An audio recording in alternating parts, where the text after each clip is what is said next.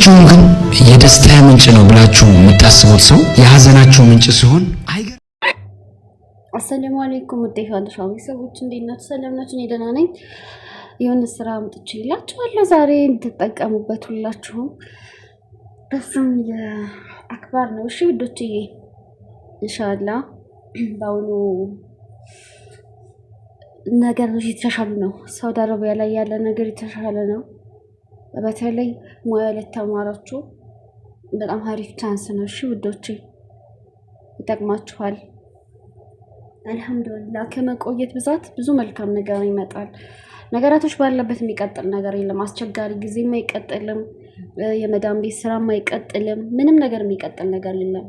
በህይወት ወይ የተሻለ ይመጣል ወይ ባሰ ይመጣል። ግን ብዙ ጊዜ የተሻለ ነው አላህ የሚያመጣው ለባሮቹ አልহামዱሊላህ።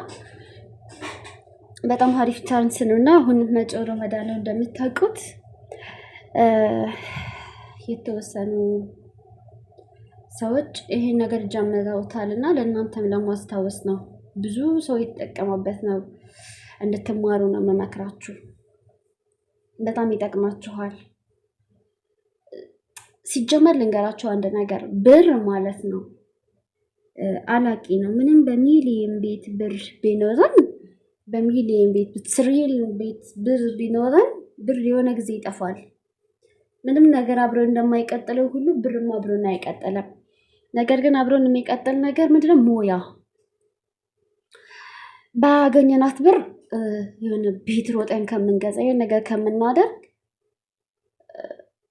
ሞያ መማር በቃ ብዙ ሰው ላይ ብዙ ጎደሎ አለ። ምንድነው? የሆነ ብር ስናገኝ ቦታ መግዛት የሆነ ነገር ማድረግ ምናምን ያን ነገር እኮ እንኖርበታል ነገር እንሸጠዋለን ምናምን ያልቃል። ግን ሞያ ካለን ግን ለምን በቃ አትወድቂም። ሞያ ያለው ሰው ጦምን አያድርም።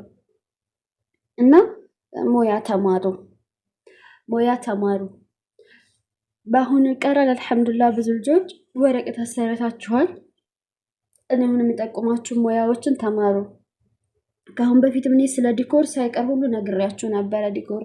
ዲኮር ኩኪስ ሞያ ተማሩ ብዬ ማለት እና ሳውዲ አረቢያ ደግሞ የትምህርት ቤቱ ራሱ ቀላል ነው። ሀታ ከተመቻቸላችሁ ጥሩ መዳም ካላችሁ መዳም ቤት እየሰራችሁ እየተመላለሳችሁ ያ ሞያ መማር ትችላላችሁና ጥሩ ካላደለሽ ደግሞ ወጣችሁ ያላችሁ ደሞዛችሁን ሰብስባችሁ ለቤት ኪራይ እየከፈላችሁ ተከራይታችሁ አንድ ሞያ አጭር ኮርስ ነው የሚያልቀው። የ3 ወር አብዛኛው ሞያ ኮርስ 3 ወር ነው።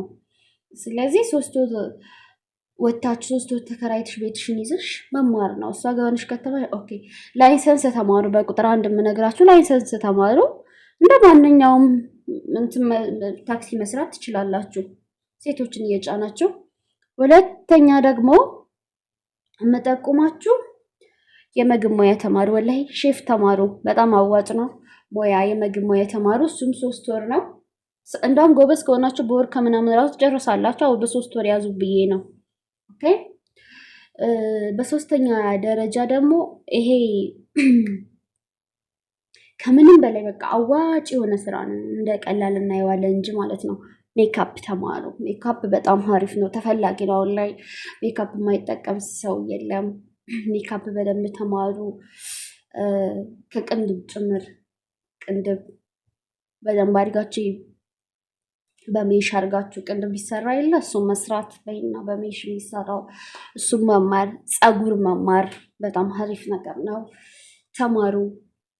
ብዙ ነገር ነው ዛሬ የምጠቁማችሁ እንድትማሩ ማለት ነው። ስለዚህ ስፌት ተማሩ። ስፌት ያው ላይ ሞዴሎች የሚለብሱት ይሄ ብድ ልብስ ይመሳሰላል አይደል? ቀላል ነው። እሱን ተማሩ።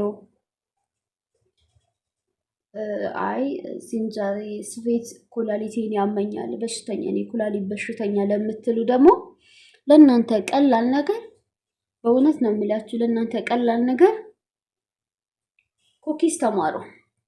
ይሄ ኩኪስ አሁን ላይ ደግሞ እዚህ የሚያስተምሩ ሳውዲ ላይ ኩኪስ ስትማሪ አጠቃላይ በፈጣየር ያሉ ዙሪያ እንዳለ ኩኪስ ብስኩት ጨምሮ ባንድ ነው የሚያስተምሩሽና ያን ተምረሽ ኩላሊት በሽተኛ መስሎ እግርሽን ዘርግተሽ ስትሰሪቱ ያለሽ ታስረክቢያለሽ።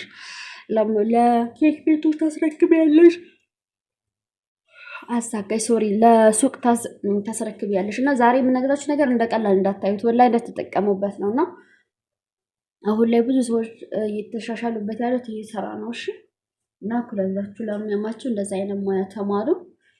ሌላው ደግሞ ፀጉር ስሬት፣ ቅድም ፀጉር ያልኳችሁ ፀጉር መተኮስ ማለት ነው።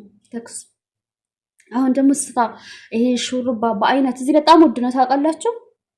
ታውቂያለሽ አንድ ሰው ብትሰሪ ስንት እንደምትሰሪ ከነዋጋው እነግርሻለሁና ሹሩባ ይሄ በፋሽን የምንሰራው አለ አይደል ሀገራችን ፀጉር ቤት እየከፈልን ልክ እንደዛ ስሬት ተማሪ ሰልጥኝ።